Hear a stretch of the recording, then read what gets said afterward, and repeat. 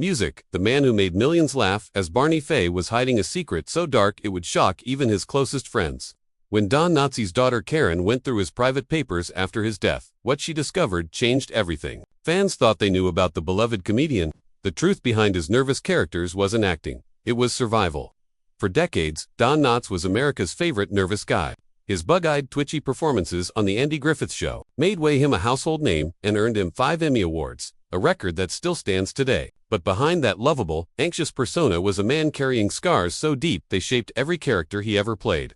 When Karen Knotts began sorting through her father's belongings in 2006, she wasn't prepared for what she'd find. Hidden journals, medical records, and personal writings revealed a childhood so traumatic it would explain why Don spent his entire life perfecting the art of being afraid.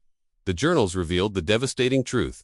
Don Knotts grew up in a house of horrors. His father, William Knotts, suffered from schizophrenia and alcoholism, a deadly combination that turned their West Virginia home into a war zone. I found entries where Dad described having knives held to his throat when he was just 2 or 3 years old.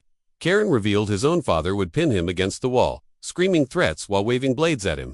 The most chilling detail: little Don slept in the kitchen because it was the only room where he felt somewhat safe. But even then, he had to sneak past his father's couch to reach the bathroom, never knowing if he'd wake up the violent man who might hurt him. His older brothers, instead of protecting him, joined in the torment. They were over 10 years older, already trapped in their own cycles of alcohol abuse, and they saw their baby brother as an easy target.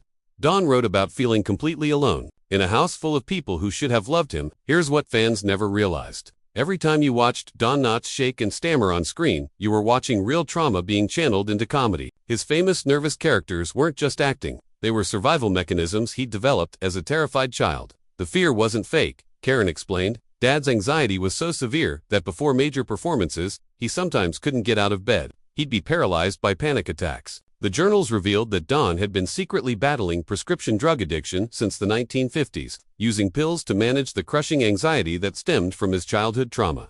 At his worst, he'd accidentally overdose on sleeping pills, and his personal relationships crumbled under the weight of his hidden depression. Perhaps the most heartbreaking discovery was how Don viewed his own success. Despite winning 5 Emmy Awards and becoming one of TV's biggest stars, his private writings revealed a man who still felt like a failure. "I felt like a loser. I was unhappy most of the time," he wrote in one particularly dark entry. When he received his first Emmy nomination in 1961, he was in his backyard painting a fence. He later wrote, "I had always been a prepared loser, even after winning 5 consecutive awards, something no supporting comedy actor has done before or since." He couldn't escape the worthless feelings planted by his abusive childhood. The mump success that should have healed him only highlighted how broken he felt inside. To the world, he was Barney Fife, the lovable deputy everyone adored. But in his journals, he was still that frightened little boy hiding in the kitchen. The most shocking revelation came in Don's final entries. Even as lung cancer ravaged his body in 2006, he was still making jokes, still trying to make others laugh. Even as he faced death, Karen found a journal entry from his last days that read, "Comedy isn't just my job, it's how I survived." He thought had turned his childhood terror into a gift that brought joy to millions, but the cost was enormous.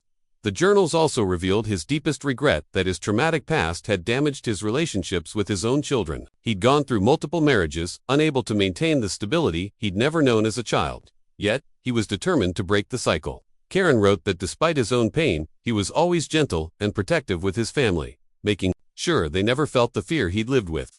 Don Knotts died on February 24, 2006. But not before giving his daughter one final gift. As Karen sat by his hospital bed, he cracked one last joke that made her laugh so hard she had to leave the sortie room. When she returned, he was gone. "I should have just stood there and blasted out laughing." She later wrote that was Dad. Even at the end, he was more concerned with making others happy than his own pain.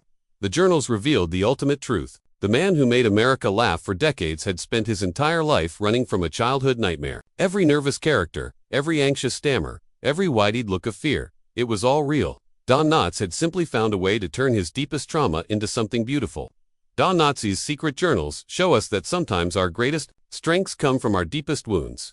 The nervous energy that made him famous was born from genuine terror, but he transformed it into joy for millions of families. His daughter's discovery reminds us that behind every smile there might be a story of incredible courage. Don Knotts wasn't just a comedian. He was a survivor who chose laughter over bitterness, even when the world had given him every reason to be angry. What do you think about Don Kane's incredible story of survival? Let me know in the comments. Music